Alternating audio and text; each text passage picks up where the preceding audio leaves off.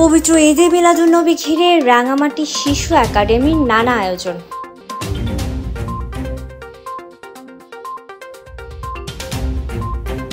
পবিত্র ঈদে মিলাদুন্নবী ঘিরে বাংলাদেশ শিশু একাডেমি রাঙামাটি পার্বত্য জেলা কার্যালয়ের উদ্যোগে হামনাত ও রচনা লিখন প্রতিযোগিতা, আলোচনা সভা, পুরস্কার বিতরণ, মিলাদ এবং দোয়া মাহফিল অনুষ্ঠিত হয়েছে।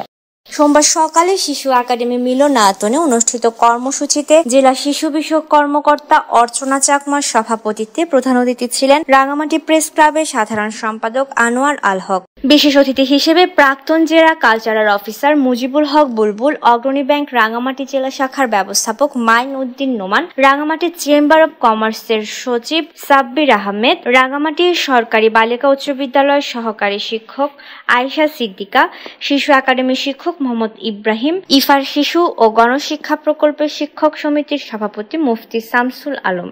এ সময় বক্তারা বলেন, মহান আল্লাহ বিশ্বনবী হযরত মুহাম্মদ সাল্লাল্লাহু আলাইহি ওয়াসাল্লামকে বিশ্বজগতের রহমত হিসেবে প্রেরণ করেছিলেন।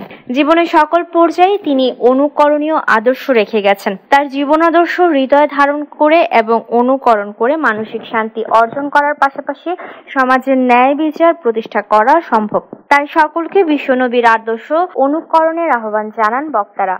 আলোচনার পর হামনাত ও রচনা লিখন প্রতিযোগিতায় বিজয়ীদের হাতে পুরস্কার তুলে দেন অতিথিরা।